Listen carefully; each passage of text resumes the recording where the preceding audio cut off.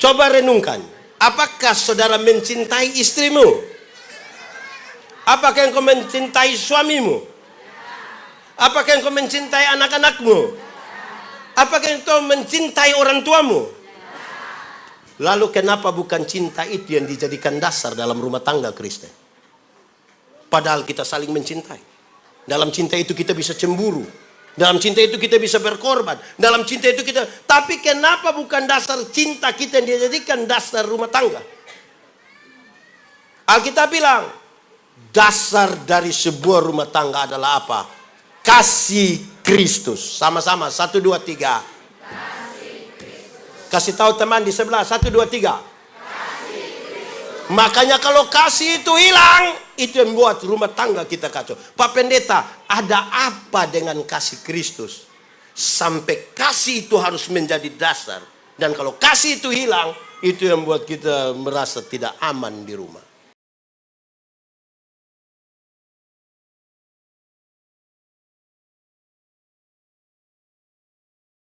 Bapak Ibu Saudara-saudara, mari kita berdoa untuk pemberitaan firman Tuhan. Mari berdoa.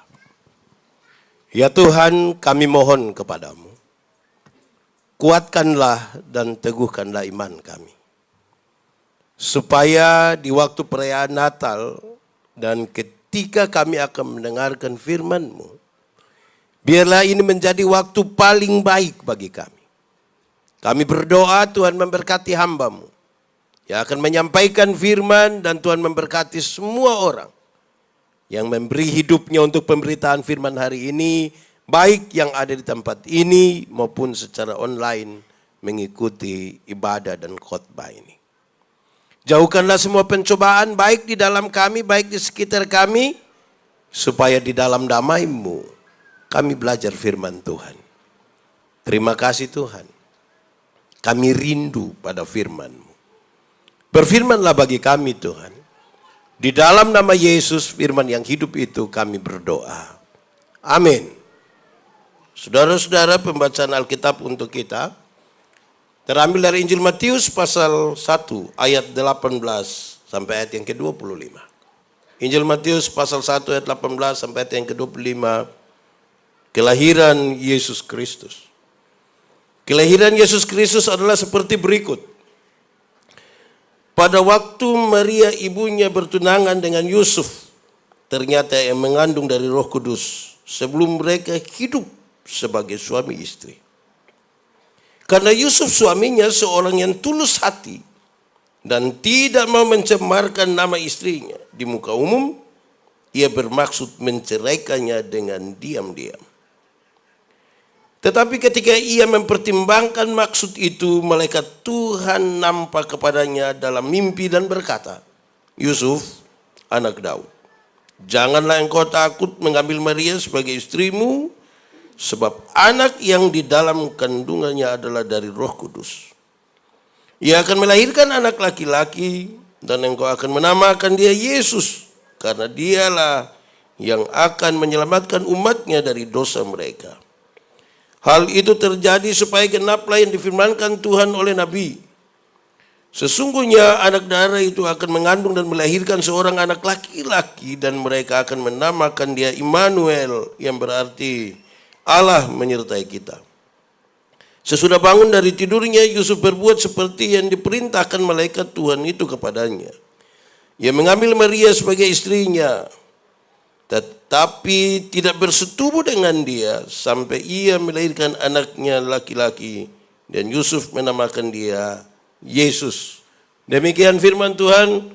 Berbahagia setiap orang yang mendengar firman, memelihara dan melakukan dalam hidup setiap hari. Bapak Ibu, anak-anak semua, Shalom.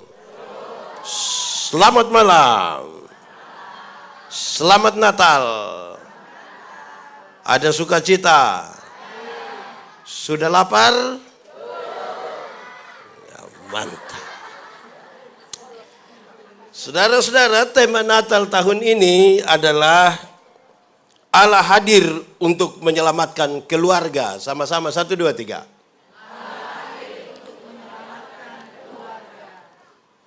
Seingat saya, kalau saya salah boleh dikoreksi. Seingat saya tema ini diputuskan di Toraja pada waktu sidang PGI. Allah hadir untuk menyelamatkan keluarga. Kenapa? Ada banyak keluarga ada dalam masalah sampai dengan detik ini. Betul? Masalah di dalam keluarga itu kalau tidak selesai, dia akan berimbas pada kehidupan, pekerjaan, sosial, keagamaan, dan lain-lain. Betul?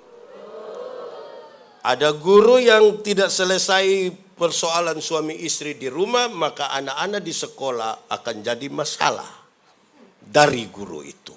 Betul? Ada pendeta yang di rumah tidak selesai persoalannya dengan istri, jemaat yang dapat hantam semuanya. Tidak betul?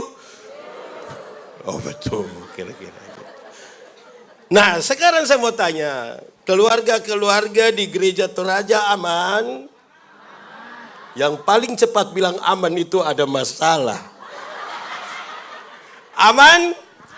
Suami istri aman? Kakak adik aman?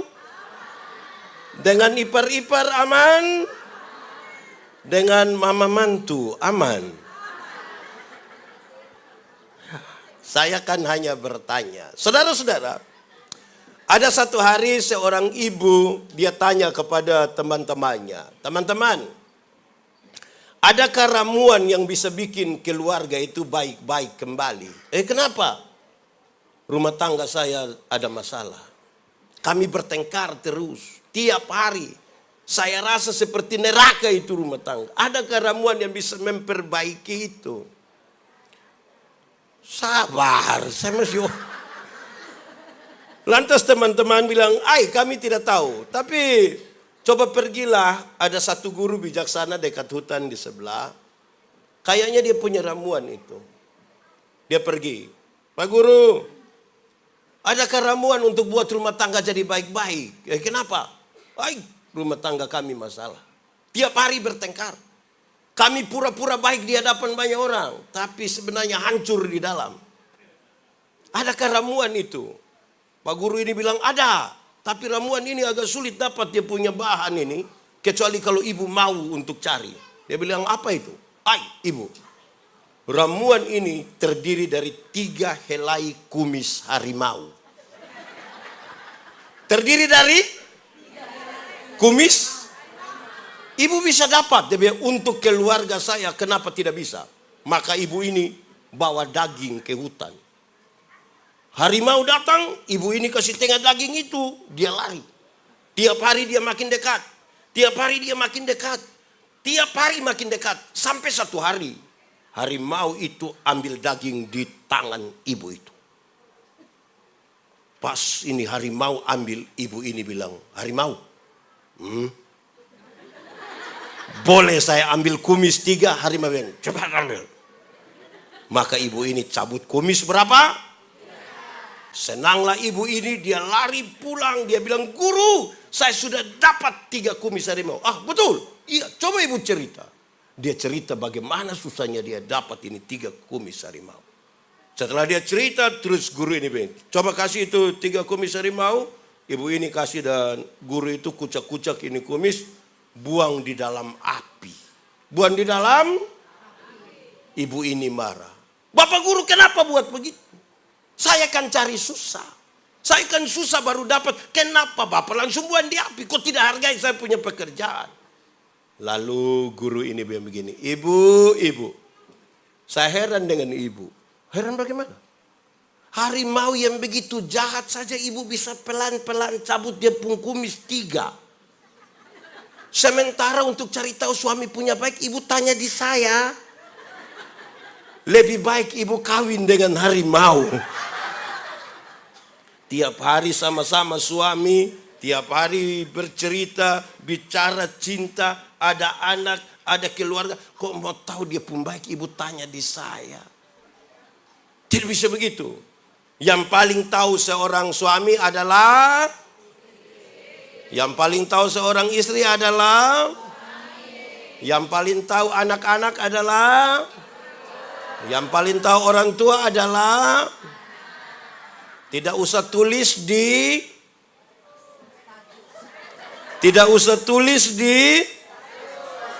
sini ada ibu-ibu tulis-tulis di Facebook. Ada. Itu ibu ada di sini. Tadi Iko menyanyi di PWGT itu. Ya jangan begitu dong. Ya baik. Saudara-saudara, Yusuf sementara berada dalam sebuah persoalan yang cukup berat. Masalah itu berat. Alkitab mencatat dengan baik bahwa Yusuf itu orang yang tulus hati. Berarti dia orang baik atau jahat? Orang baik pun di dalam rumah tangga pasti ada masalah. Yusuf yang baik ini punya masalah, yaitu mereka sudah bertunangan. Pertunangan mereka itu kira-kira seperti orang timur, bagian timur Indonesia. Keluarga laki-laki sudah datang dengan orang tua, dengan laki-laki itu kenal keluarga perempuan, sepakat kamu dua suami istri, tapi belum boleh tinggal satu rumah. Setelah itu, yang laki-laki akan pulang ke kampung, ke rumahnya. Dia mempersiapkan segala sesuatu. Nanti kurang lebih 1 tahun, dia datang jemput mempelai perempuan. Sepanjang masa penantian itu, tidak dikasih tahu tanggal berapa dia datang. Hanya biasanya terjadi pada waktu malam. Pada masa penantian ini, mempelai perempuan tidak boleh melakukan kesalahan apapun. Tidak boleh. Dia hanya boleh menanti dengan sabar dan dengan baik. Tiba-tiba Maria hamil di masa penantian ini. Yusuf waktu dapat dengar berita itu, ini berita susah. Ini berita yang bagaimana? Dalam ketulusan menyambut seorang mempelai perempuan, tiba-tiba dapat kabar, Terus dia tanya, Maria, hamil bagaimana? Tidak tahu. Roh Kudus ini. Saya mau tanya, bapak-bapak langsung percaya. Hamil dari Roh Kudus. Bisa percaya. Ini persoalan yang berat. Tetapi tetap dia mau menjaga nama istri, nama Maria. Sudahlah, saya ceraikan dia diam-diam. Saya ceraikan diam-diam. Hati tidak bisa terima itu keadaan. Tapi dia masih jaga baik. Dia jaga baik-baik. Lalu malaikat Tuhan berjumpa dengan dia di dalam mimpi. Waktu berjumpa malaikat bilang, hei jangan kamu ragu. Jangan kamu ragu untuk ambil Maria sebagai istri. Karena anak yang di dalam kandungannya itu dikandung oleh Roh Kudus. Maka Yusuf kemudian bangun dari tidurnya. Dia mengambil Maria sebagai saudara-saudara. Maka terselamatkanlah keluarga ini. Tetapi itu tidak segampang yang kita baca, kita renungkan, yang kita dramatisasikan setiap tahun tentang Yusuf dan Maria. Waktu Maria diterima sebagai istri, sekarang mereka harus pergi dari Nazaret ke Bethlehem. Nazaret ke Bethlehem. Perjalanan kira-kira 96 km, 100 lah kilometer. Itu kira-kira dari Makale sampai mana itu? Sampai mana itu? Sampai Bandung. Jalan dari mana itu Makale Bandung? Dari Makale sampai mana kira-kira itu 100 km? Bagi seorang perempuan hamil tua kalau jalan sejauh itu aman? Aman. Dulu ada mobil? Sudah ada atau belum? Ada bis sleeper yang dari Manado, dari Makassar ke ada dulu? Belum ada. Lalu jalan sejauh itu naik apa dorang itu? Bagi seorang perempuan yang naik keledai, unta, hamil tua, aman itu? Tidak aman. Saudara, Yusuf itu hanya seorang tukang kayu. Waktu dia pergi ke Nazaret, dari Nazaret ke Bethlehem, kemudian oleh karena berita akan dibunuh anak-anak kecil, maka menyingkirlah kira-kira 4 tahun ke Mesir. Yusuf punya bengkel kayu, mobilier di Nazaret, tidak buka. Kalau tidak buka, ada pendapatan atau tidak? Ada atau tidak? Tidak ada. Lalu, bagaimana membiayai kehidupan ini? Apa artinya semua ini? Apapun masalahnya, jangan lari dari tanggung jawab. Jangan lari dari tanggung. Suami-suami di sini bertanggung jawab semua. Kenapa suara hilang? Ini Tuhan mau selamatkan ini. Istri-istri di sini bertanggung jawab semua.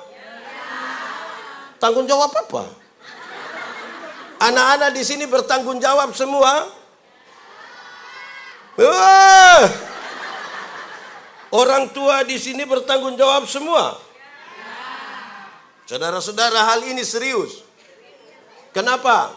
Ada orang, saya ingin mulai dari hal-hal kecil. Besar ini. Ada orang yang saya tanya, ini anak punya bapak di mana? Dia bilang, bapak tidak ada. Masa bapak tidak ada? Kira-kira bapak ada atau tidak? Ada. Hanya karena tidak bertanggung, lari dia. Tanggung jawab itu lebih tinggi dari kewajiban. Sama-sama, 1, 2, 3. Tanggung jawab lebih tinggi dari. Orang kalau sekedar menjalankan kewajiban, dia suka mengucapkan ini kalimat. Yang penting pokoknya. Pokoknya yang penting. Yang penting pokoknya. Pernah dengar itu kata? Atau sendiri ucap? Pokoknya yang penting. Yang penting tanggung jawab itu di atas itu. Saya kenal seorang koster di Sabu, satu pulau selatan di NTT. Koster ini namanya Amaju, dia punya 1 istri dan 5 orang anak. Saya tanya dia, Ama, iris tuak itu susah atau tidak? Tuak itu pohon lontar yang diambil nira. Iris tuak itu susah atau tidak? Dia bilang susah pendeta. Coba gambarkan susahnya. Pak pendeta, kita naik itu pohon jam 2 subuh, turun sudah jam 7 pagi. Karena pohon banyak, tidak bisa naik dari satu pohon, turun kembali dari pohon itu, baru pindah ke pohon sebelah. Tidak bisa. Maka kami sambung dia punya daun, melangkah dari satu pohon ke pohon yang lain. Supaya jangan buang waktu, buang tenaga. Resiko jatuh. Pisaunya terlalu tajam. Kadang-kadang melukai kami pun jari. Belum lagi kalau ada tokek di atas pohon. Terus saya bilang, Ama, sudah tahu iris itu tuak susah sekali. Kenapa mau iris tuak? Lalu dia lihat kepada istri dan 5 orang anaknya, dia bilang begini. Dia hanya bilang begitu. Terus dia lanjut. Nanti dorang makan apa? Sama-sama, 1, 2, 3. Nanti pernyataan itu membuat saya mengerti. Dia naik pohon itu jam 2. Dia turun jam 7 pagi. Resiko jatuh atau terluka. Dia melakukan itu bukan sekedar kewajiban. Tapi apa? Tapi apa? Hari ini yang pelayan-pelayan semua pakai baju hijau. Padahal saudara tidak suka warna hijau. Waktu saudara pakai warna hijau bukan karena selera. Tapi apa? Tapi apa? Tanggung jawab. Itu yang mesti ada di dalam rumah. Mari kita lihat sekarang rumah. Saudara-saudara, Tuhan Allah menciptakan manusia itu bukan sekedar membedakan dia antara laki-laki dan perempuan saja. Ada pola yang sedikit dibedakan supaya manusia mengelola itu pola yang berbeda itu supaya kemudian dia hidup dengan sukacita. Apa itu? 1, soal pola berpikir. Soal pola apa? Laki-laki, suami-suami, bapak-bapak itu cenderung yang rasional. Masuk akal. Makanya bapak-bapak, suami-suami, laki-laki kalau bicara selalu bilang, saya pikir, saya pikir, saya pikir. Yang ibu-ibu, yang nona-nona, yang istri-istri cenderung pakai apa? Perasaan. Makanya ibu-ibu kalau bicara selalu bilang, saya rasa, saya rasa, saya rasa. Bayangkan kalau menikah 20 tahun suami hanya bilang, saya pikir. Dan istri hanya bilang, saya rasa. Lama-lama tetangga akan bilang, surasa. Suami istri itu hidup tidak bisa pakai yang dipikirkan saja. Penyeimbangnya adalah perasaan. Hidup juga tidak bisa hanya pakai perasaan saja. Penyeimbangnya adalah supaya suami istri itu bisa menjalaninya dengan baik. Kedua, soal pola kerja. Soal pola apa? Laki-laki itu cenderung pekerja tunggal. Pekerja, suami-suami, bapak-bapak, laki-laki itu hanya pergi ke kantor saja. Tapi kalau dia pulang, dia rasa dia sudah urus seluruh negeri dan segala isinya. Berasa lelah sekali. Dia rasa itu. Oi, bapak-bapak itu kalau sempat gendong anak barang 1 jam, itu dia rasa terlalu berjasa itu. Istri datang dia bilang, "Mah, iya, tolong gendong adik." "Papa, saya mau ketemu teman dulu." Kasih kami tinggal sendiri. Tadi saya sudah gendong itu 1 jam.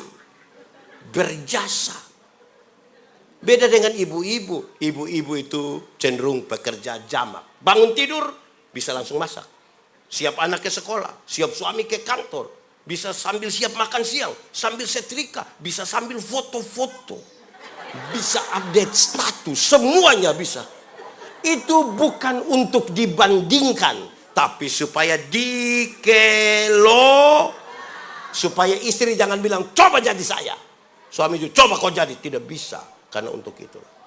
Suami-suami ini, kalau ada acara begini, Pak Charlie ketua panitia, jangan tanya dari jalan, "Pak Ketua, bagaimana?" Pasti hanya satu kata, beliau hanya bilang, "Beres." Nanti sudah bilang beres, baru istri bilang, "Beres apa?"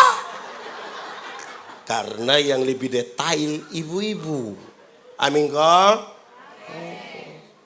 Saudara-saudara, suami-suami ini, tamu datang naik tangga emper. Baru di tangga pertama suami langsung bilang, "Mama, kopi." Padahal kopi tidak ada. Setelah tamu pulang, istri bilang, "Papa, lain kali itu coba tanya dulu kopi. Jangan langsung suruh begitu." Kan saya sudah beli." "Iya, Papa beli 6 bulan lalu." Bapak pikir beli 1 kali untuk seumur hidup. Karena polanya tunggal. Dia pernah kasih uang kepada kita, gaji dia kasih di istri. Lantas istri bilang, "Papa," dia bilang, sudah habis." Bukan karena dia curiga, kan dia pikir kasih 1 kali itu nanti sampai pensiun lagi baru. Karena polanya tunggal. Saudara pernah belanja di swalayan begitu? Waktu mau bayar, kalau suami yang bayar beda dengan istri yang kalau tulis 53.500. Kalau istri yang bayar pasti dia cabut. Dia berapa? 53.000. Dia cari duluan 50. Berapa lagi? 3.000. Dia buka lagi dompet, cari. Suami yang bayar dia ambil berapa? Langsung tahu. 100 dia kasih. Kan dia punya pola begitu. Bukan karena dia makan puji dengan itu kasir.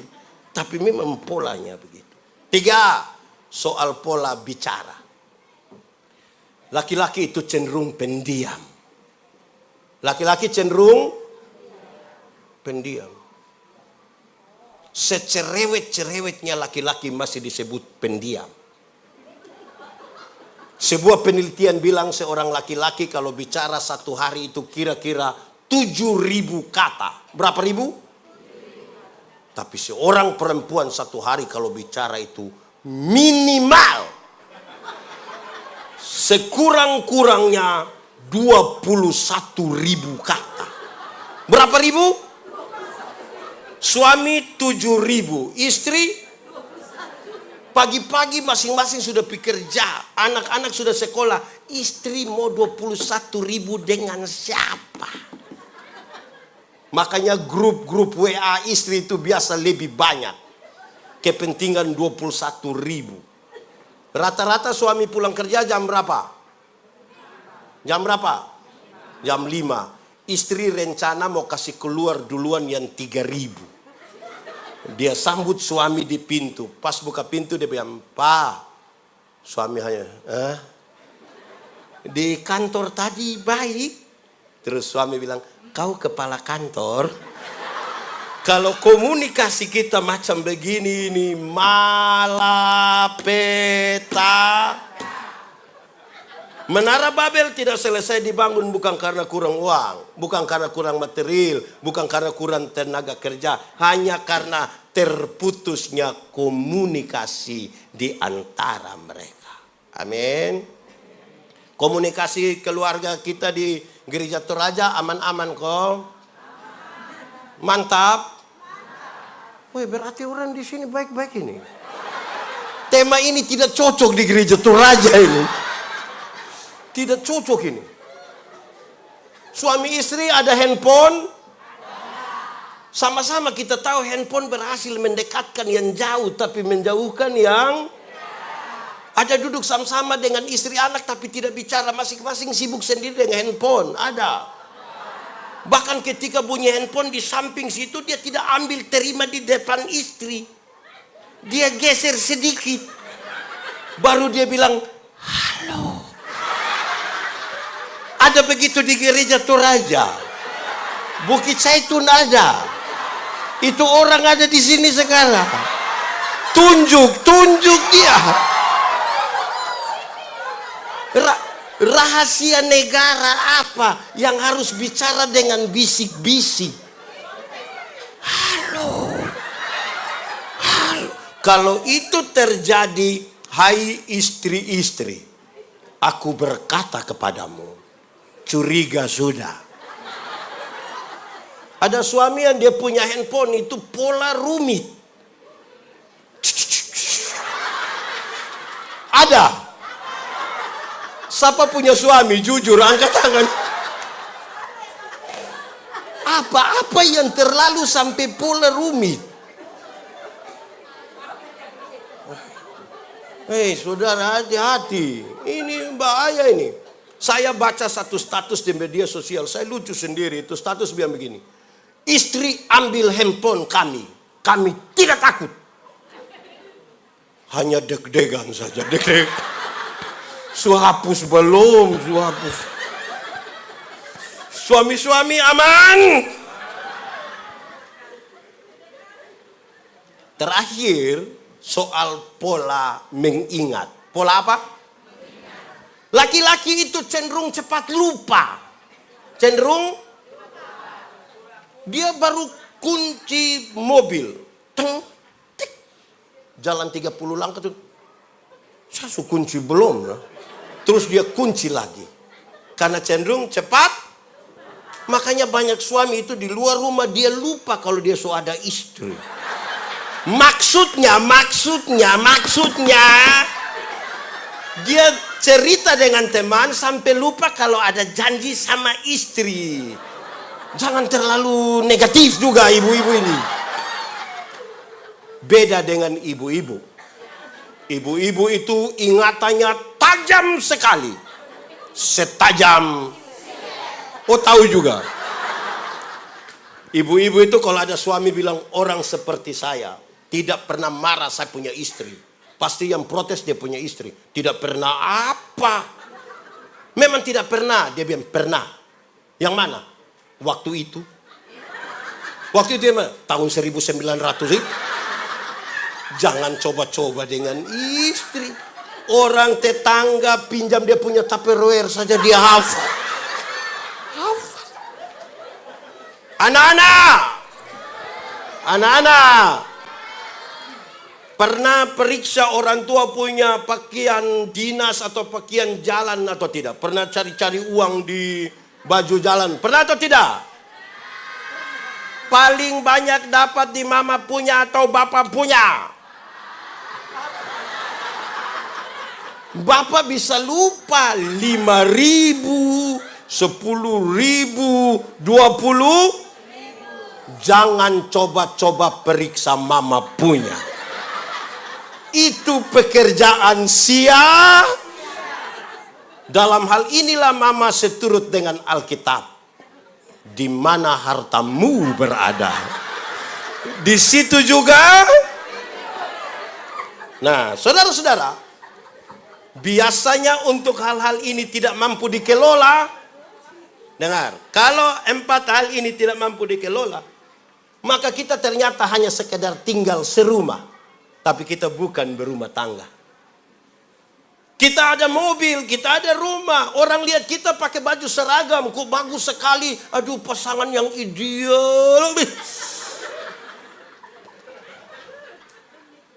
Kenapa? 4 hal ini kalau tidak ada, kita kehilangan KASI. Dibaca. Anak sekolah minggu. Kasih itu tidak suka. Siapa punya bapak yang biasa marah-marah di rumah, angkat tangan. Aduh.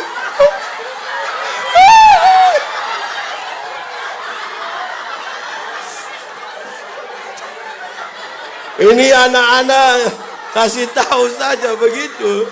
Ya sudah turun sudah saya. Lagi siaran langsung ini.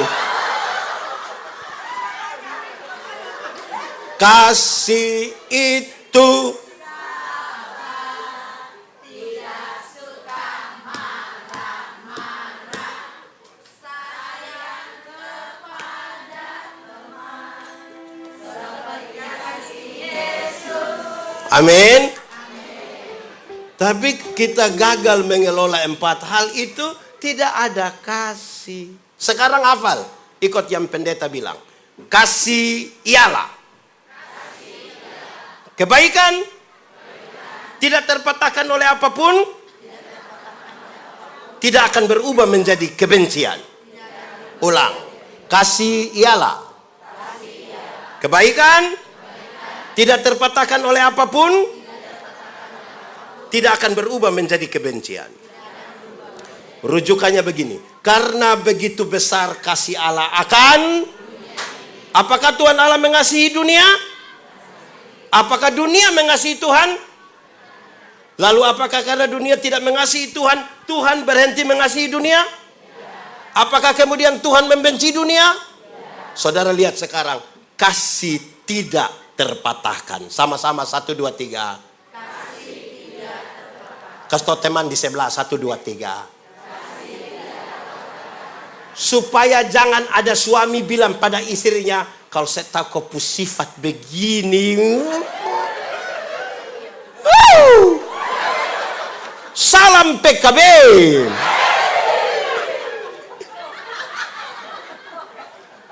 Tidak boleh ada istri bilang. Tidak boleh. Menikah itu adalah pelajaran yang tidak pernah berhenti. Kalau ada orang yang bilang, saya baru tahu engkau, rumah tangga itu sudah selesai. Sudah selesai. Sekarang saya mulai. Saudara-saudara, dalam Alkitab, kasih itu yang kita sebut dengan sabar itu, itu tidak sekedar menunggu waktu, menghitung waktu. Kasih bukan itu. Bilang, Pak Pendeta, kami begini-begini sudah 30 tahun menikah. Kasih bukan itu. Yang sabar itu bukan itu. Dalam Alkitab, sabar itu berkaitan dengan 2 hal. Berapa hal? Pakai bahasa Toraja? Oh, 2 juga? 2. 1, sabar itu berkaitan dengan sabar terhadap situasi. Sama-sama, 1, 2, 3. Ada situasi tertentu dalam rumah yang kita tidak suka. Tapi firman Tuhan bilang apa? Ada sakit penderitaan yang kita alami, sudah kanker bertahun-tahun tidak sembuh-sembuh. Kita rasa-rasa mau mati begitu. Tapi firman Tuhan bilang apa? Ada masalah keluarga di kampung yang butuh kerbau dan kita marah-marah ini. Seperti mau keluar saja dari keluarga, tapi firman Tuhan bilang, ada pendeta satu khotbah terlalu lama dan kita sudah malas mau dengar, tapi firman Tuhan bilang, sabar.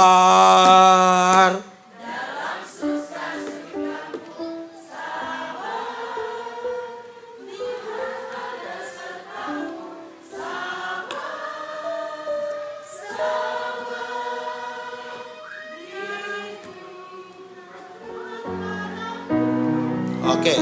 Kedua, sabar terhadap orang. Sama-sama, 1, 2, 3.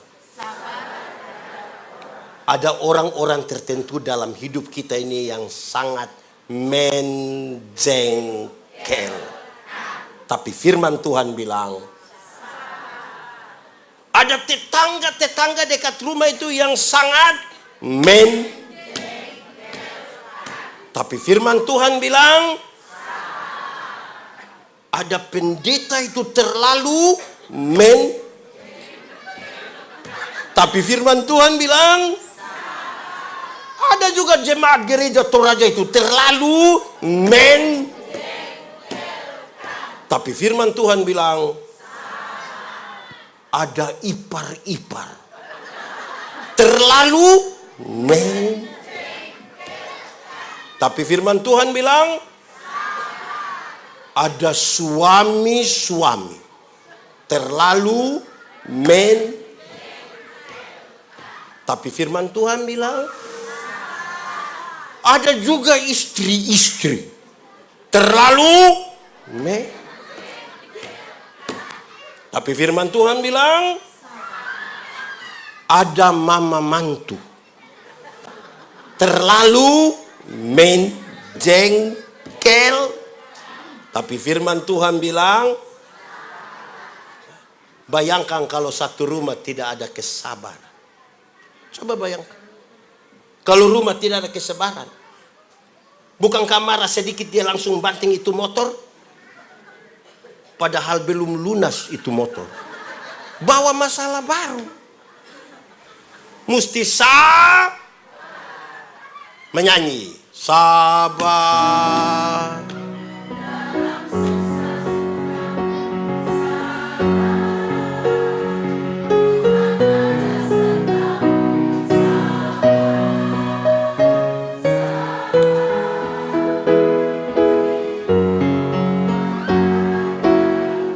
Sekalipun kita menyanyi kiri, tetap harus sabar itu penting. Sabar itu, hal yang penting, kan itu bagian dari kasih. Nah saudara, sekarang saya mulai ingin masuk pada puncak bagaimana Tuhan ada di tengah-tengah keluarga dan menolong kita. Tapi saya ingin memulai dengan begini. Pendeta Yandi ini baru menikah 16 tahun.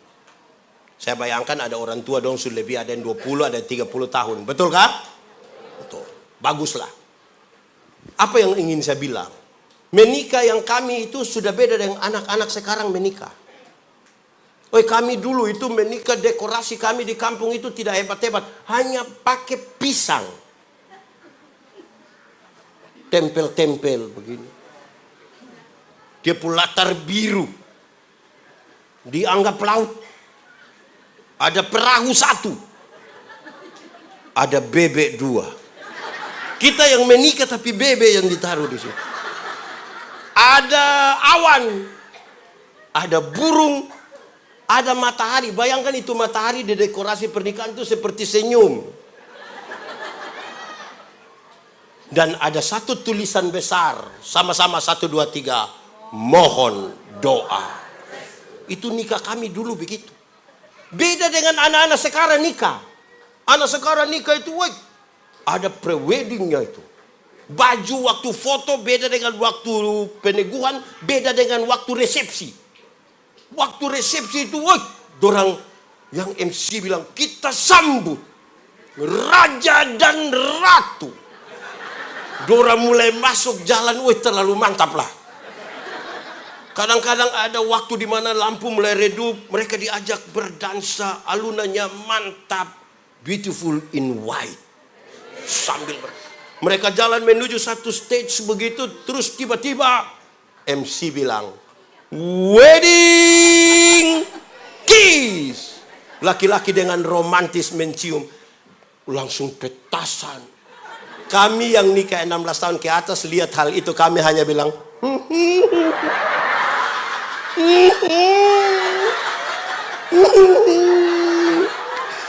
hari pertama, wedding, hari pertama. Sudah 16 tahun kita mau, ada panas lagi. Itu 16 tahun itu tinggal dia pun petasan. Tinggal petasan. Woi, dulu kalau kami menikah itu, itu yang ibu-ibu, yang pengantin perempuan itu, ini merah semua ini merah semua. Luar biasa itu. Beda tuh sekarang, tapi itu hati-hati. Saya bilang, pacaran dan menikah itu dua hal yang beda. Anak muda, oh di sini ada anak muda, kakek-kakek semua ini, kakek nenek semua ini. Anak muda, kamu jangan buru-buru menikah. Jodoh itu akan datang dengan sendirinya. Itu pun kalau dia tahu rumah. Anak muda, pacaran dengan menikah itu dua hal yang beda. Beda. Saya punya video satu beredar luas ketika saya bilang begini. Waktu pacaran, yang laki-laki bisa datang bawa bunga mawar. Apalagi bulan Februari. Apalagi tanggal 14 Februari itu hari apa? Hari pemilihan umum. 14 Februari itu hari, di hari Valentine itu laki-laki bisa bawa bunga, sembunyi di belakang, sambil berlutut dia bisa bilang, I love you. Itu pacaran. Sudah nikah paling-paling dia pulang dia bawa bunga pepaya. Dia buang di situ. Terus dia bilang, mau tumis-tumis makan. Tadi kita sudah makan dan teman. Masih pacaran, jalan sama-sama, yang perempuan berani terantuk di batu, laki-laki bisa marah batu. Batu kau, batu. Pacaran. Sudah menikah jalan sama-sama, terantuk di batu, yang suami bilang, mata taruh di mana? Masih pacaran, yang perempuan belum jatuh, yang laki-laki sudah tangkap. Kadang-kadang dia minta tolong, non, yo jatuh dulu. Sudah menikah, naik motor sama-sama, tabrak anjing, jatuh, laki-laki ambil motor, lupa ambil istri. Istri protes, papa kenapa ambil motor tidak ambil saya? Minta maaf sayang, minta maaf. Sayang sulunas tapi motor ini berubah. Oke, baik. Baik, jemaat. Jemaat di sini tidak ada. Sudah meninggal semua. Jemaat.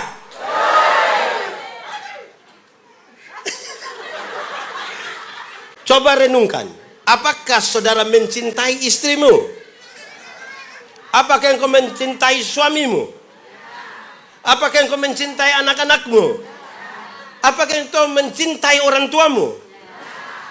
Lalu kenapa bukan cinta itu yang dijadikan dasar dalam rumah tangga Kristen? Padahal kita saling mencintai. Dalam cinta itu kita bisa cemburu. Dalam cinta itu kita bisa berkorban. Dalam cinta itu kita... Tapi kenapa bukan dasar cinta kita yang dijadikan dasar rumah tangga? Alkitab bilang, dasar dari sebuah rumah tangga adalah apa? Kasih Kristus. Sama-sama, 1, 2, 3. Kasih tahu teman di sebelah, 1, 2, 3. Makanya kalau kasih itu hilang, itu yang membuat rumah tangga kita kacau. Pak Pendeta, ada apa dengan kasih Kristus? Sampai kasih itu harus menjadi dasar. Dan kalau kasih itu hilang, itu yang membuat kita merasa tidak aman di rumah. Satu, kasih Kristus itu menerima. 1, 2, 3. Kasih. Bahkan menerima apa adanya. Bahkan menerima. Di satu ulang tahun pernikahan ke-30. Dari satu pasangan suami istri. Mereka minta pendeta berdoa. Pada waktu pendeta mau berdoa, pendeta bilang begini, Pak, Ibu, ucapkanlah satu kalimat. Istrinya mengucapkan satu kalimat. Terus minta, Bapak, bicarakanlah satu kalimat. Suaminya tidak mau. Dipaksa dia menangis. Pak pendeta tidak mau mengganggu dia. Pendeta berdoa saja. Terima kasih Tuhan untuk 30 tahun usia pernikahan. Setelah sudah habis doa, duduk sama-sama makan, pendeta bertanya, Pak, kenapa tadi Bapak tidak mau bicara? Kenapa Bapak tidak mau bicara? Kenapa Ibu bicara tapi Bapak tidak mau bicara? Dia bilang begini, pendeta, hari ini sangat berbeda dengan 30 tahun lalu ketika kami menikah. 30 tahun lalu ketika kami menikah, kami datang dengan dandanan terbaik, dengan pakaian terbaik. Orang-orang memanggil kami raja dan ratu. Dan kami kira itu terbaik. Kami membandingkan pesta pernikahan kami dengan orang lain. Tidak itu. Itu bukan cinta. Cinta itu terjadi ketika saya sakit berat. Ketika saya sakit berat dan saya meyakini, sakit seperti ini, istri saya pasti akan meninggalkan saya. Pasti. Saya sudah pasrah, karena keadaan ini sudah tidak mungkin lagi. Tapi Pak Pendeta tahu, justru di mana saya kehilangan itu, pengharapan itu, saya merasa tidak mungkin. Justru di titik paling lemah itulah, istri memberi perhatian dan menolong saya, merawat saya sampai saya ada hingga saat ini. Saya mengerti rumah tangga itu adalah, saya mengerti cinta itu adalah penerimaan.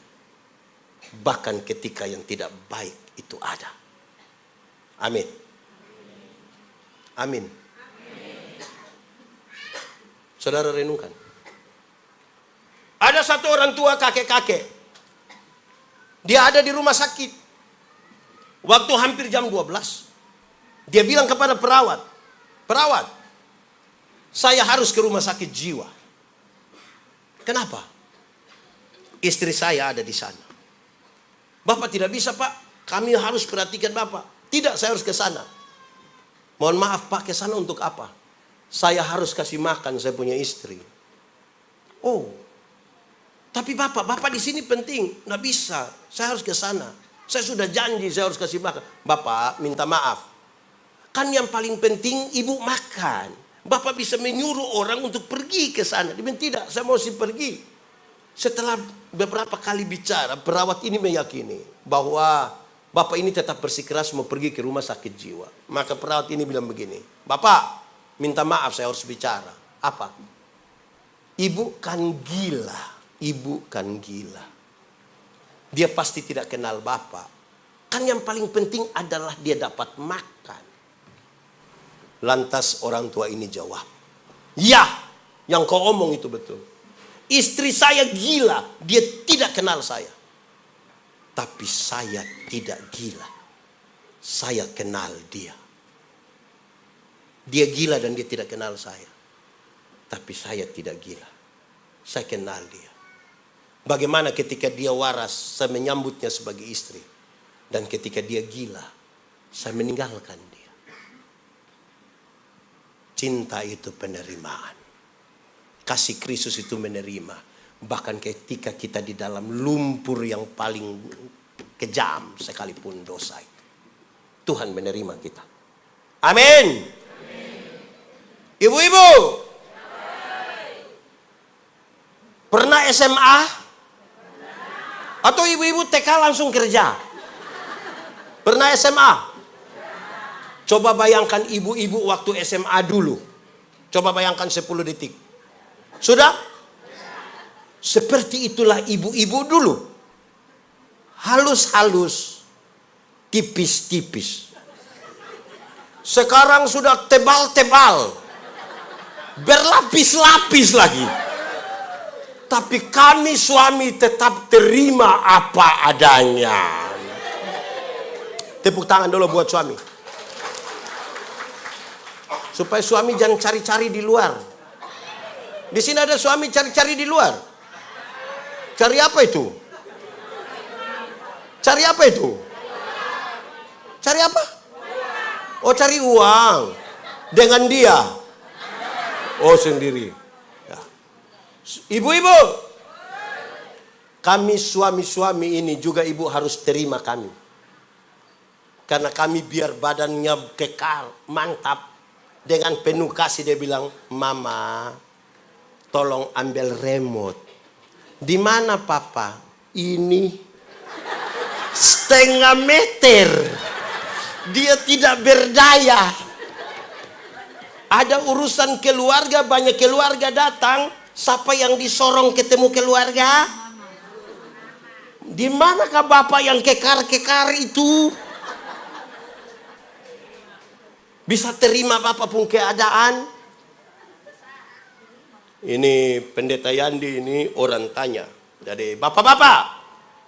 Di sini tidak bapak-bapak lagi nih. Remaja semua ini. Bapak-bapak. Kalau istri omong itu dengar. Jangan gaya. Istri marah-marah itu terima. Sebab kalau kita ada istri tidak pernah marah-marah, kita bisa liar. Orang tanya saya, Pendeta Yandi, biasa minum kopi? Iya. Satu hari berapa gelas? Pagi 1, sore 1. Berarti 2. Di rumah. Kalau di luar rumah, lebih dong. Kenapa di luar rumah lebih pendeta? Karena ada istri. Pendeta takut istri? Bukan takut. Hargai. Hargai bagaimana? Iya, karena kalau saya bilang, Mama, kopi 1 lagi. Stop, cukup. Tadi sudah 2, stop. Itu pendeta takut. Bukan takut, maaf. Saya hargai. Kenapa? Pendeta bilang hargai. Ya, karena kalau saya sakit, ibu-ibu yang biasa minta foto dengan saya itu dorang tidak urus saya. Tapi dia yang marah itu dia bilang, stop. Dia yang urus. Betul? Kalau besok saya mati, ibu-ibu yang minta foto itu paling-paling hanya muat foto di Facebook. Tulis RIP. Emoticon begini dengan tulisan pernah bersama-sama dengan pendeta. Betul? Yang lanjut kredit siapa coba? Jadi suami-suami istri ngomong itu dengar. Saya khotbah tentang unsur dari buah roh. Saya bilang, salah satu unsur dari buah roh adalah kelemah lembutan. Sama-sama, 1, 2, 3. Terdiri dari 2 kata, yaitu lemah dan disambung menjadi. Saya bilang, banyak suami ini hanya sampai di lemah saja. Lembut tidak. Artinya, ketika dia lemah baru dia mengerti kelembutan. Kalau dia so sakit, so mau mati itu tiba-tiba dia sangat lembut. Mama, tolong. Tuhan Yesus baik. Itu kalau ada lemah. Tapi kalau dia ada kuat-kuat, istri bilang, Papa, berhenti Jo. Nggak usah mabuk lah, nggak usah badagang atau bagadang. Yang bagadang dia, paling-paling mati. Papa mati so baik. Kasihan istri, kasihan anak-anak. Besok pagi petugas koperasi datang. Siapa mau tanggung jawab? Di sini ada yang urusan dengan koperasi. Kasih. Kalau dalam rumah tidak ada penerimaan, tidak bisa. Amin kok? Dalam penerimaan itu ada penghormat. Hai istri-istri, tunduklah kepada suamimu. Jadi itu kebutuhan paling penting dari suami, itu dihormati. Dia salah bagaimanapun, jangan marah dia di hadapan banyak orang. Jangan. Tunggu pulang baru injak dia. Tapi jangan di hadapan banyak orang. Di sini ada ibu-ibu begitu. Menjengkelkan. Bikin suami-suami tertekan itu tuh. Jangan marah dia di hadapan banyak. Dia merasa kehilangan harga diri. Masa yang marah istri sendiri. Baru ditertawakan lagi oleh teman-teman PWGT lagi. Begitu. Ibu punya penghasilan lebih banyak dari suami. Jangan nampakkan itu di tengah keluarga atau di anak-anak. Kau bapak ada beli apa? Semua ini. Ada ibu-ibu begitu di sini. Ada di sini sekarang. Dia pakai baju warna apa itu? Begitu dong. Tidak hormat itu. Rumah tangga tidak. Dia mencari di luar untuk sebuah penghormatan. Kenapa? Karena itu kita punya kebutuhan. Disitulah kita saling menerima satu dari lain. Bahkan saudara tahu, tambah hari ini bukan kita mau tambah cantik. Tanpa penerimaan tidak bisa. Saya berkhotbah, saya bilang, seusia 50 tahun cantik atau tidak cantik itu tidak penting lagi. Tidak bisa disembunyikan di balik lipstik dan bedak, tidak bisa. Waktu masih umur 20-30 tahun itu yang kita rasa, kinclong ini, mantap. 50 meleleh itu pipi. Tuh, ini sapun teman ini. Waktu kami masih SMA, dia tato Guns N' Roses pun lambang di sini. Yang ada pangku kaki itu, ada melukis itu. Gagah. Tulisan, gambar bagus, tinta bagus, kulit bagus, kontras, dapat, mantap. Hampir kami iri hati betul itu. Umur 17. Baru 43 tahun, baru 50 ini. Baru 43. Dia sakit. Kami pergi lihat dia itu. Saya juga sedih. Itu tato itu bukan seperti orang pangku kaki. Sudah seperti orang menyembah. Itu dia. Menurun. Kita bisa bayangkan tanpa penerimaan. Ibu-ibu. Kalau ada yang datang tanya, ibu umur berapa? Terus ibu bilang, 50. Dia sengaja kaget. 50? Macam ke 35. Jangan percaya. Masa 50 sama dengan 35? Nah 15 di mana? Ibu jalan deh, ibu punya anak nona, terus ada yang tanya, yang ini siapa ini? Ini siapa ini saya? Ini saya punya anak perempuan yang pertama. Dia sengaja kaget. Anak nona yang pertama seperti kakak adik saya. Jangan percaya. Masa mama dengan anak seperti kakak adik? Mama dengan anak kalau sama seperti kakak adik itu hanya dua kemungkinan. Kemungkinan pertama, dia punya anak itu muka terlalu tua. Jadi dengan mama tuh beda tipis sekali. Seperti kakak adik.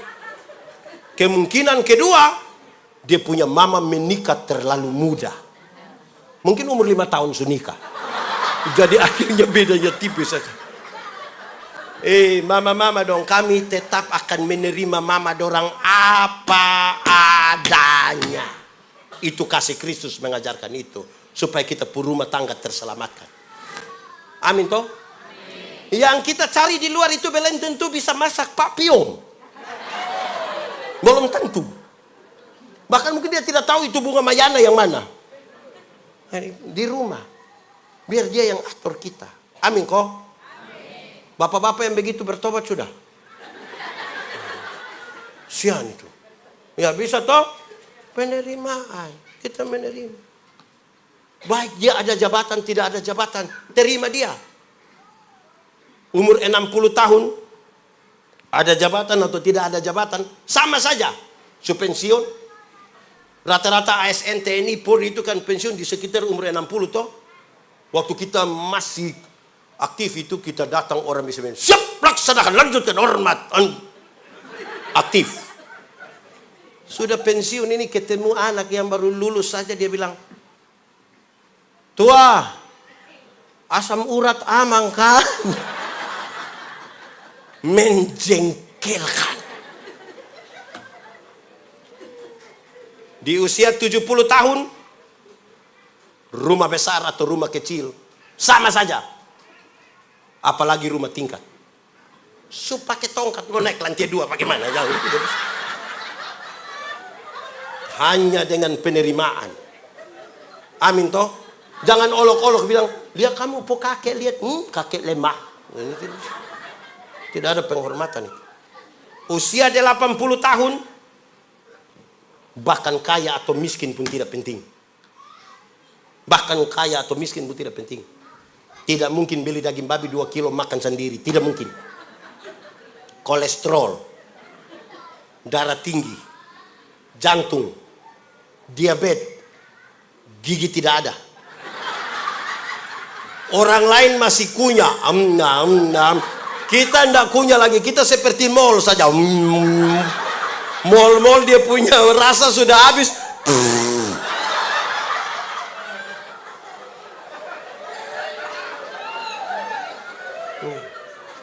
Jadi Tuhan izinkan kita mengalami penurunan supaya di antara kita ini masih sanggup berterima satu dengan yang lain atau tidak.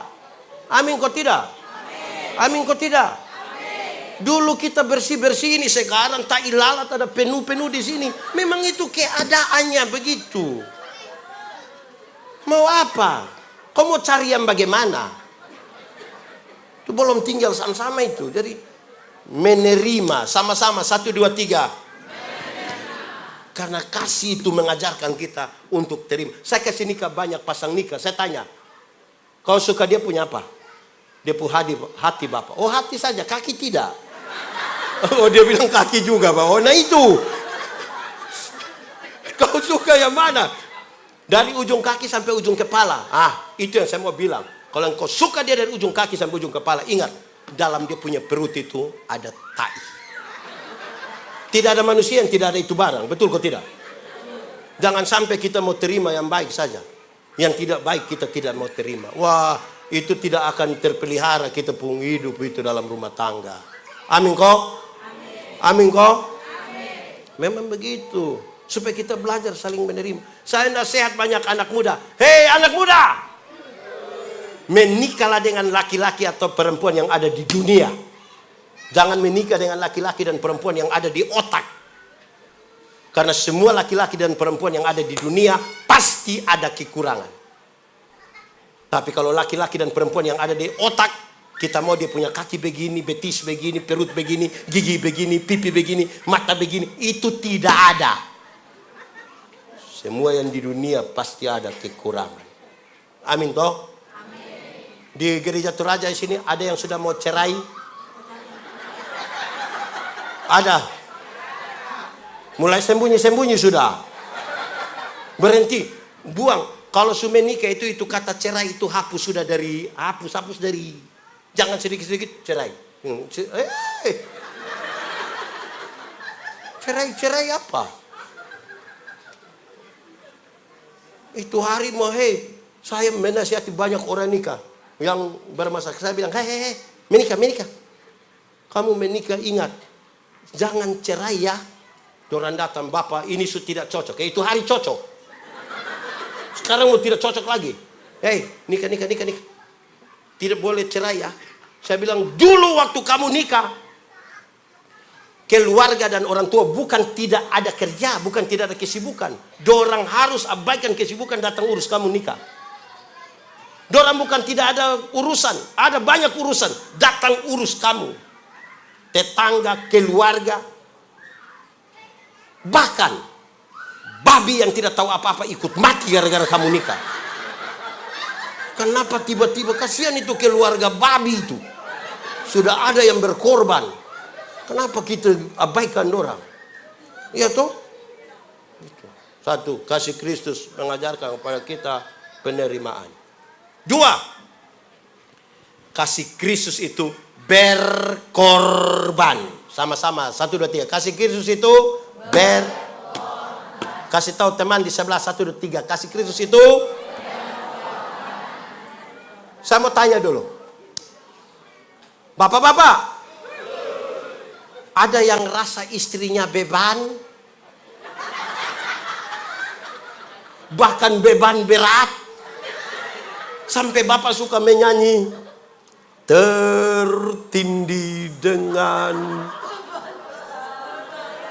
Oh, sudah ibu dan tidak. Adakah bapak-bapak, adakah orang tua merasa anak-anak itu beban? Adakah ketika kita ingin menerima dia kita merasa sangat terbeban? Apakah ketika kita ingin melakukan sesuatu kita rasa itu beban dan kita tidak mau berkorban apapun? Saya suka bilang ini, saudara tahu tapi saya mau ngomong ulang saja. Kalau orang tolong kita dan kita bilang terima kasih, itu baik atau tidak? Baik atau tidak? Kalau kita omong itu beban atau tidak? Kalau begitu saya mau tanya, ketika pagi-pagi istri buat kotor kopi, siap. Ada suami terima kasih di dia punya istri? Ada.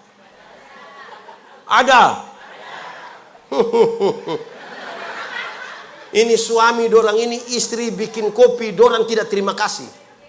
Tapi kalau istri rahat kantor, dorang pergi makan di warung satu, sudah bayar lagi, terima kasih lagi. Kadang sampai janji, Mbak, besok saya datang lagi, Mbak. Ada suami begitu. Menjeng. Mengalah itu baik atau tidak? Yakin? Yakin sekali atau yakin saja? Berarti mengalah itu baik. Amin. Setiap kali suami istri bertengkar, siapa mengalah duluan? Suami atau istri? Istri atau suami? Suami atau istri? Istri atau suami? Sama-sama tahu mengalah itu baik, tapi kita tidak mau berkorban untuk mengalah duluan. Ketika bertengkar, malam-malam suami tidur di kebun dengan ular. Kalau terpaksa tidur sama-sama, suami hadap kiri, istri hadap, omong atau tidak? Tahu juga. Bangun pagi istri tetap siap kopi, tapi tidak antar. Istri panggil anak kecil terus bilang, kau antar kasih papa ya. Papa terima kopi di ruang tamu, papa bilang, mama yang suruh.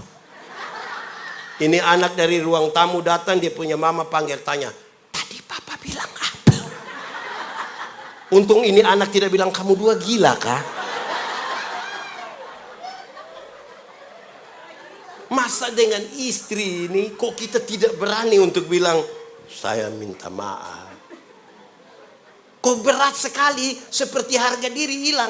Saudara pernah merasa, pernahkah ada suami istri bertengkar dan masing-masing diam? Pernah? Menjengkelkan kan? Dia tetap bikin kopi tapi dia hanya WA. Kopi so ada. Suami jawab, saya sudah download.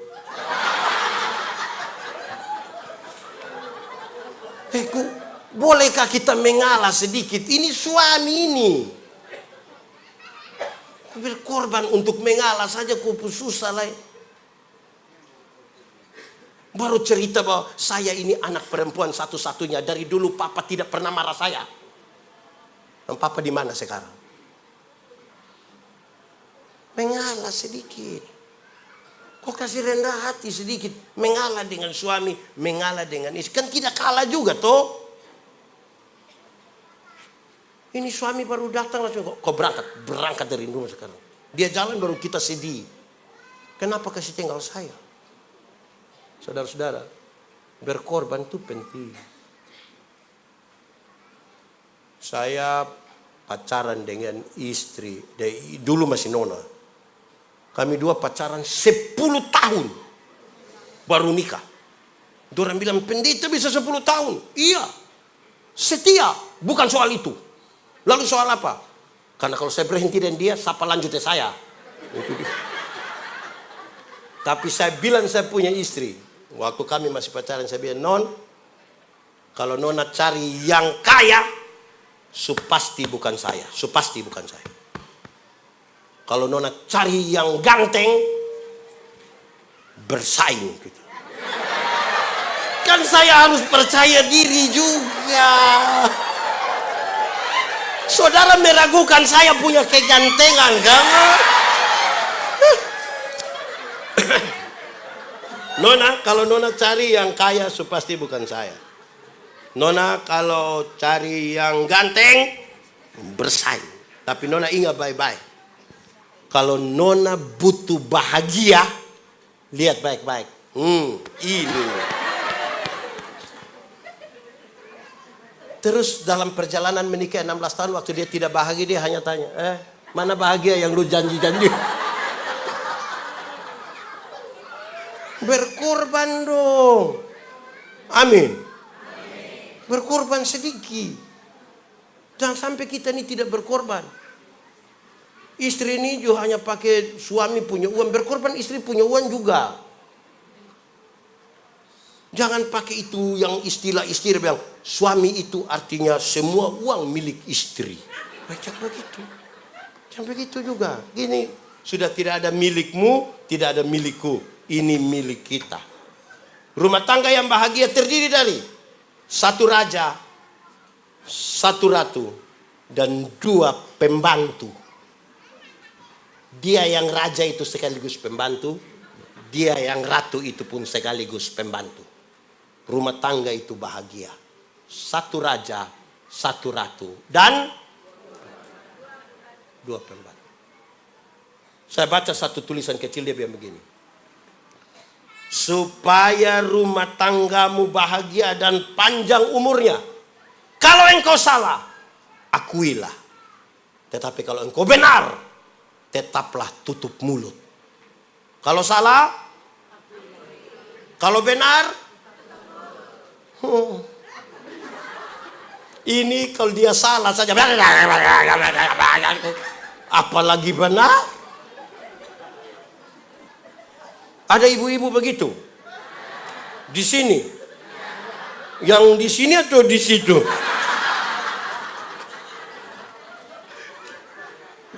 Ketiga, sulama ini. Saya rasa kita sulapan. Kan saya pun perasaan, saudara harus menghargai saya pun perasaan.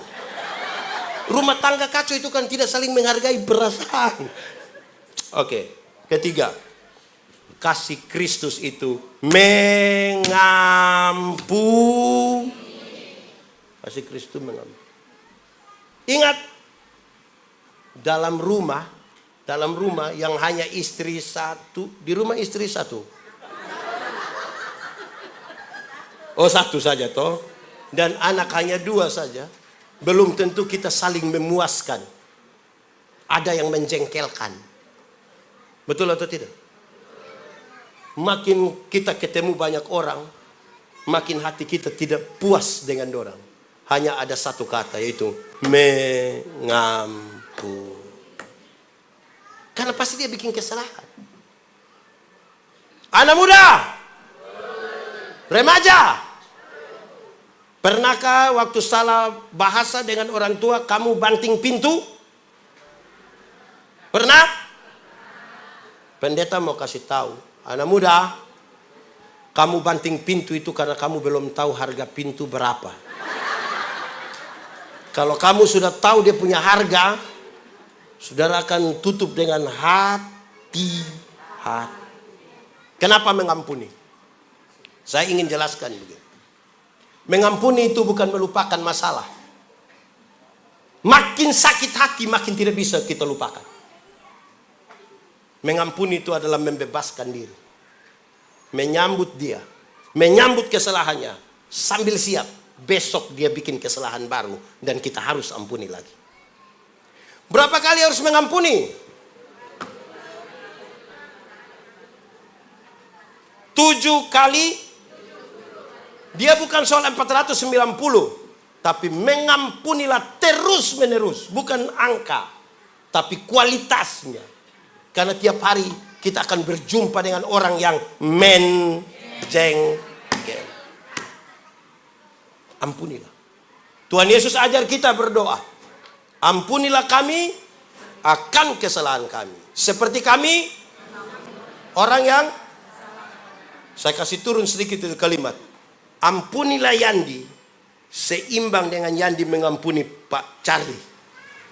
Jadi kalau Yandi mengampuni Pak Charlie 2 kali, Yandi mendapat hak untuk diampuni berapa kali? Tapi kalau Yandi tidak mengampuni Pak Charlie, Yandi harus berdoa, Tuhan, tolong jangan ampuni saya, karena saya belum ampuni Pak Charlie. Pengampunan dan pendamaian itu satu paket. Satu paket. Satu paket. Ada orang mau mengampuni, tapi tidak mau berdamai. Ada yang mau berdamai, tapi tidak mau mengampuni. Yang mau mengampuni tapi tidak mau berdamai, dia suka mengucapkan ini kalimat. Dia bilang, untuk marah saya tidak marah. Untuk marah saya tidak marah. Dia mau datang, silahkan. Tapi untuk saya mau pergi ke dia, maaf, maaf. Pernah dengar itu kalimat? Atau sendiri omong? Ada yang mau berdamai, tapi tidak mau mengampuni. Yang mau berdamai tapi tidak mau mengampuni itu biasa terjadi di anak-anak kecil. Dorang main kelereng, berkelahi. Orang tua datang, damai. Kita kalau damai kan jabat tangan tuh. Itu dia punya cara sorong tangan. Kalau kami orang NTT, kalau damai kan harus cium hidung. Cium. Ini yang kau saudara cium. Besok engkau ada masalah, bukan kelereng yang bantu, saudara yang bantu. Ayo cium. Itu dia pun cara cium. Terus ada yang japri. Woi, kita lihat sodame. Terus dia balas, siapa bilang? Itu hanya pencitraan. Banyak kita ini tidak ada kedamaian. Kita penuh kepalsuan. Amin. Bayangkan kalau rumah tangga palsu. Senyum saja tidak palsu. Senyum saja palsu. Saya bicara di mana-mana, saya bilang, ingat tidak semua senyum tulus. Kita datang, kita bilang, slow. Dia bilang, slow. Kita lewat baru separuh. Pak Pendeta Yandi khotbah di banyak bank di Indonesia. Pendeta bilang, ibu-ibu yang kerja di bank ini cantik-cantik semua. Cantik-cantik semua. Mau lihat jauh, lihat dekat, tetap cantik. Dorang pakai pakaian bagus-bagus lagi. Wih, tertata rapi lagi ruangan, ber-AC lagi. Kita pergi ke bank ini macam tidak mau pulang.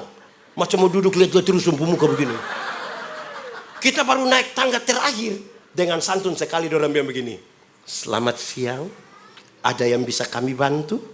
Terus saya tanya dorang, ibu-ibu, siapa di antara ibu-ibu yang bangun pagi lihat suami pas bangun terus dia bilang, selamat pagi, ada yang bisa kami bantu?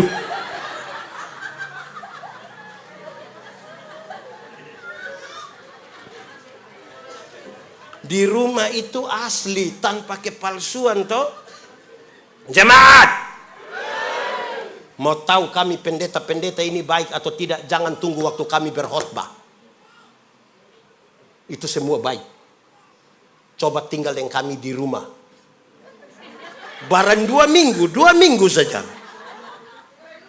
Jelas. Asli. Muncul. Saudara bayangkan, rumah tangga kalau bertengkar itu jangankan Tuhan. Baru pendeta yang sampai saja langsung damai. Orang ada bertengkar, baku marah, baku lempar, tiba-tiba pendeta sampai. Shalom. Langsung damai orang dua. Shalom pendeta, shalom, aduh pendeta, mama, mari, aduh ada pendeta, shalom pendeta, aduh. Nanti pendeta tidak lihat baru dia bilang, kau tunggu dia pulang langsung. Itu baru pendeta. Apalagi kalau Tuhan di dalam rumah. Apa Tuhan di dalam rumah toh? Setiap kali suami terlalu marah mau tampar. Di sini ada suami biasa pukul istri. Saya balik pertanyaannya. Ibu-ibu yang biasa dapat pukul dari suami coba angkat tangan. Jangan. Berani angkat tangan pulang kena pukul ulang lagi. Setiap kali suami marah mau tampar istri dia bilang, untung ada Tuhan.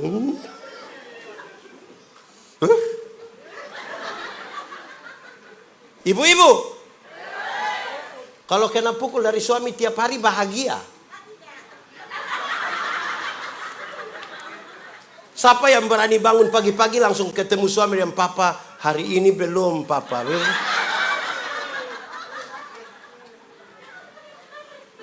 Istri-istri juga jangan suka maki-maki suami. Jangan suka marah-marah. Lagi bikin kopi tapi mau bikin maki. Kalau kau ada apa-apa nanti suruh teman datang biasa. Ada istri-istri begitu. Ada di sini dia. Majelis.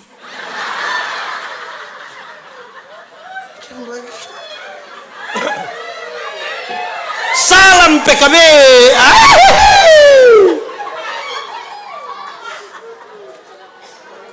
Jangan. Supaya kita itu bisa saling terima penuh pengampunan toh. Amin toh?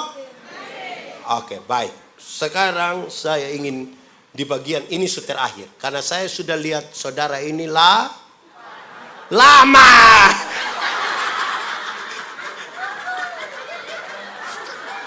Saya sudah lihat lama saudara. Oke. Baik. Kasih itu supaya kasih mula-mula jangan hilang toh. Karena kalau Allah itu kasih, nah kalau kasih tidak ada itu rumah tangga mau bahagia ke mana? Kan ada itu lagu dia kutip dari firman yang bilang yang ke mana lah? Allah itu kasih. Tahu itu lagu? Tidak tahu. Tak bola balik tahu.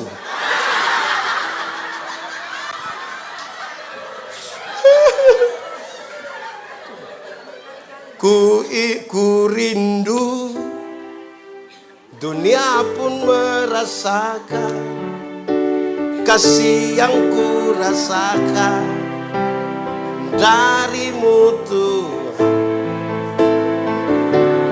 Ku rindu semua yang ku lakukan membuat dunia mengerti kau.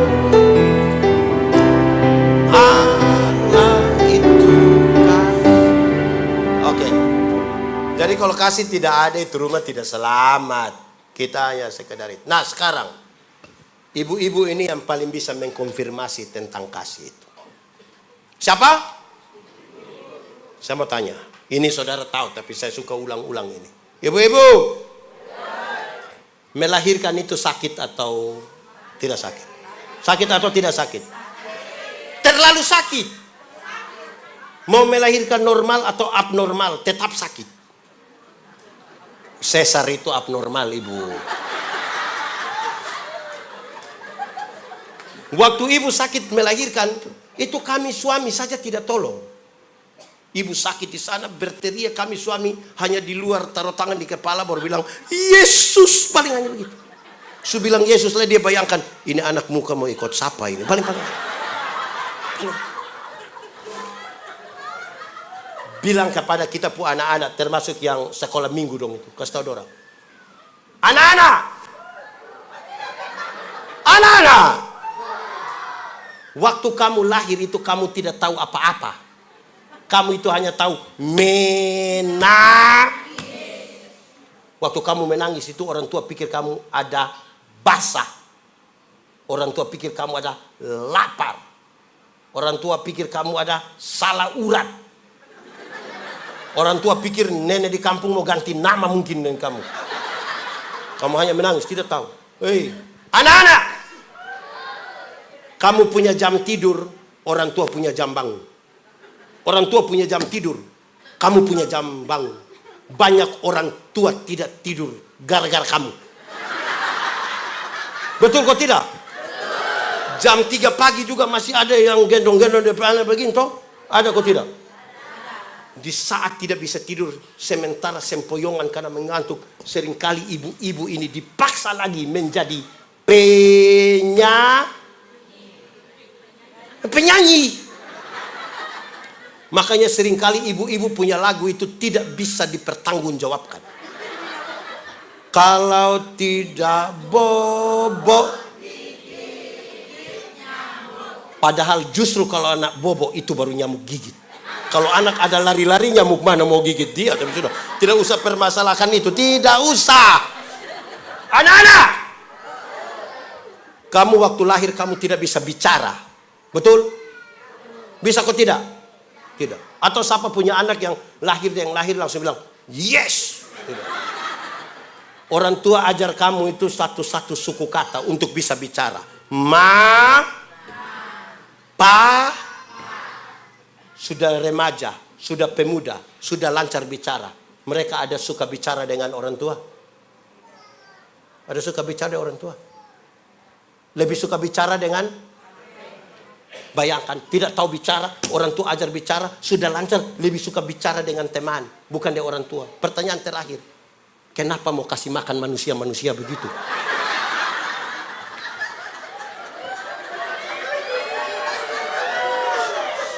Kenapa?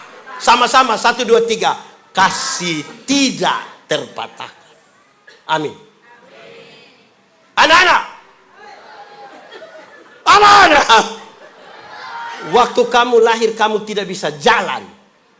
Atau siapa punya anak yang lahir langsung bilang, putar ke kiri. Orang tua ajar kamu itu jalan satu-satu langkah. Pegang di tangan, baru ajar.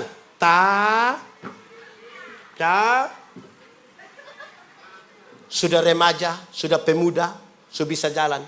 Suka jalan dengan orang tua? Suka jalan dengan orang tua? Lebih suka jalan dengan?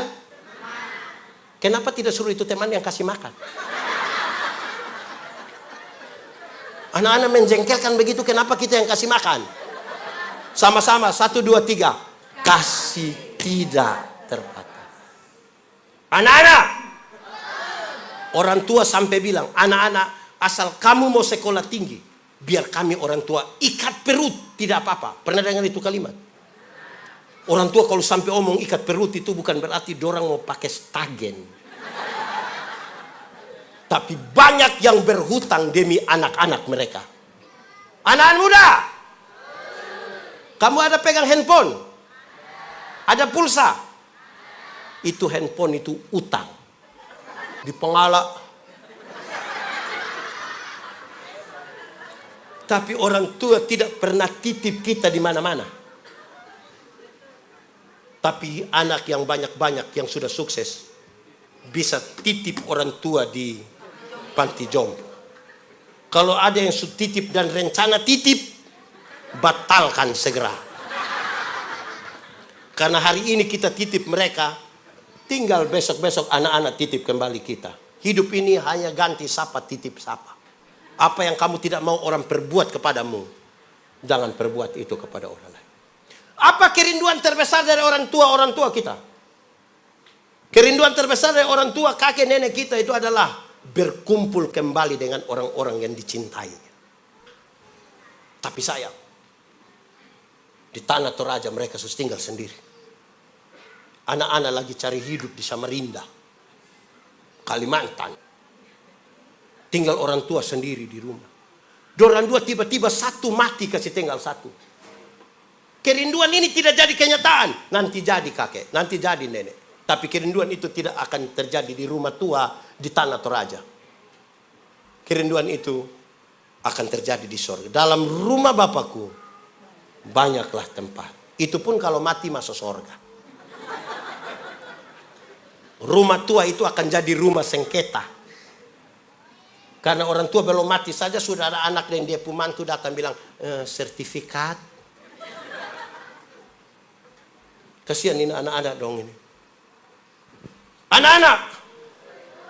Anak-anak.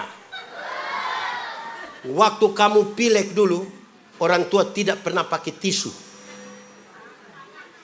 Pakai apa? Betul? Waktu kamu buang air besar, tidak pernah mereka pakai alas tangan. Langsung. Tapi sekarang, orang tua lanjut usia di tempat tidur, di kursi roda. Ada anak kandung yang urus. Ada. Kadang-kadang kita pikir mereka menjengkelkan. Orang tua kasih waktu penuh untuk urus kita.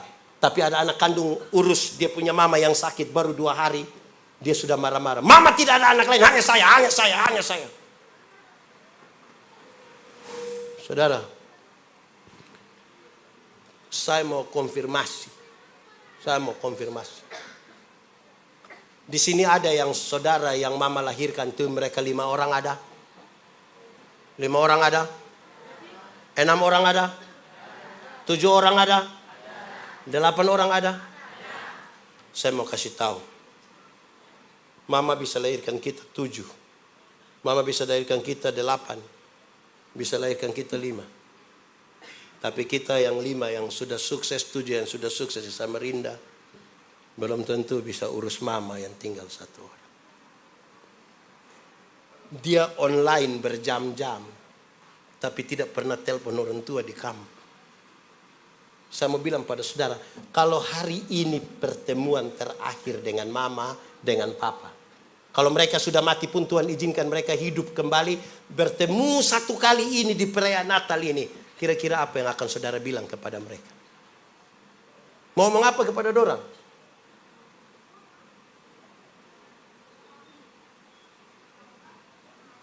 Pernahkah ada mama yang kebetulan dalam hidup? Pernah ada bapak yang kebetulan dalam hidup?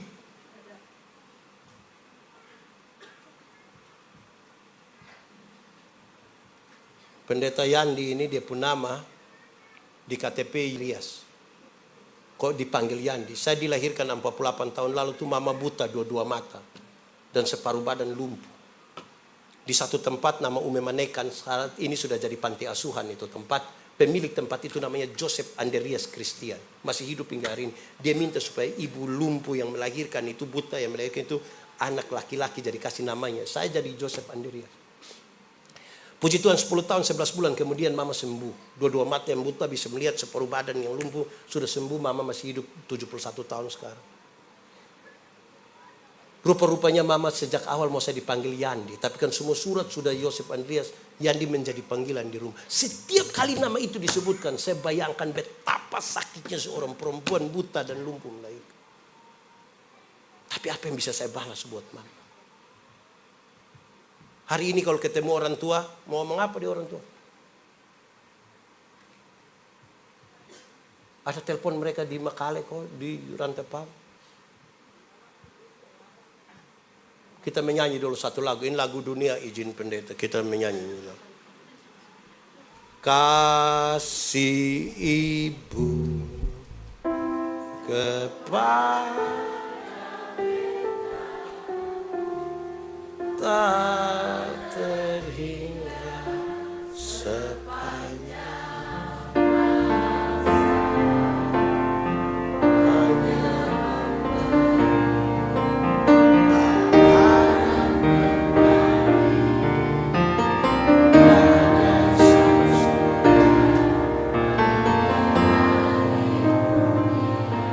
yang pangkat anak, yang dia tahu ini dan dia bangun dari tempat duduk, dia cari papa di mana, mama dia. Coba peluk sedikit, bicaralah 1 kalimat. Orang tua di mana?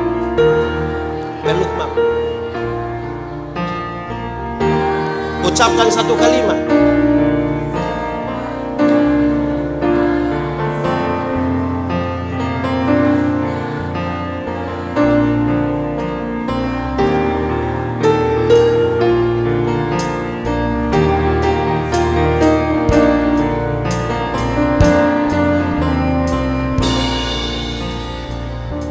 Menyanyi ulang saja sambil biar kasih itu sebuah sikap kepada beta, kepada beta.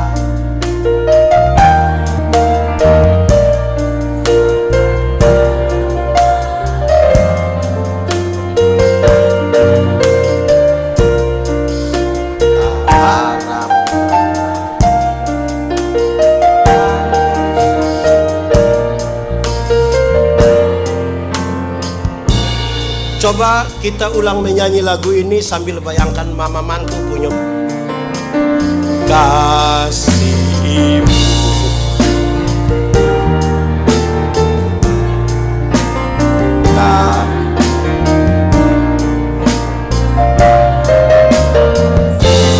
Hanya apa? Harap kembali atau tidak?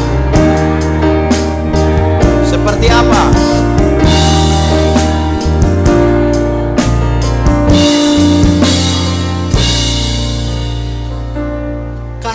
tindakan, bukan kata-kata. Begini baru sedih-sedih. Orang tua ada, orang tidak begini baru sedih. Kita ini kehilangan kasih. Jalan dari sini ke Balikpapan, ada orang celaka di jalan, bukan tolong, siaran langsung. Hai guys, ada yang celaka guys, motor metik, dia habis siaran langsung guys meninggal. Ini ibu-ibu juga pagi-pagi bukan urus suami, FB Pro. Hai guys, waktunya menggoreng telur guys. Padahal dia punya dapur, punya kotor, tapi siaran langsung terus. Kita kehilangan kasih.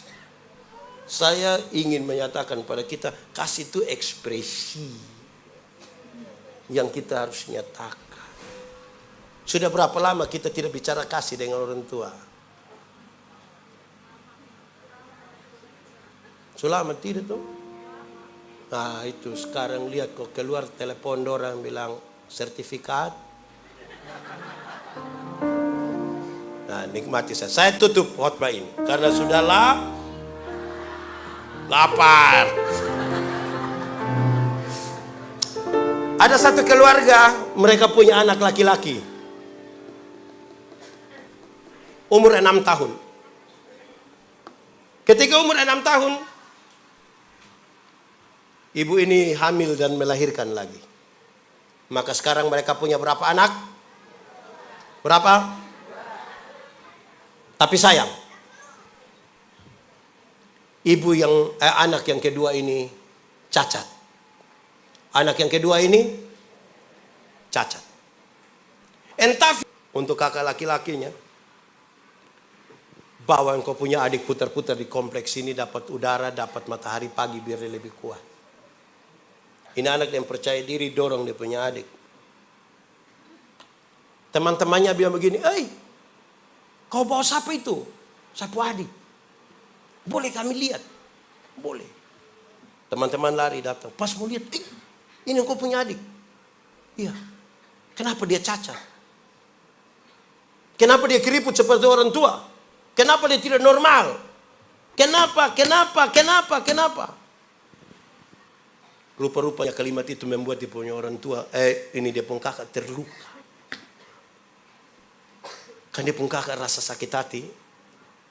Dia bawa adiknya ke sungai kering, kali kering. Dia buang ini anak. Bukan saja buang, dia marah-marah. Karena engkau, teman-teman, olok saya. Karena engkau.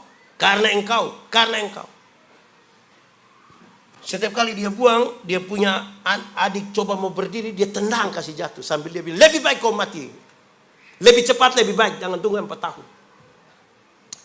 Dia lakukan itu tiap hari, tiap minggu, tiap bulan, tiap tahun. Tanpa diketahui oleh orang tuanya.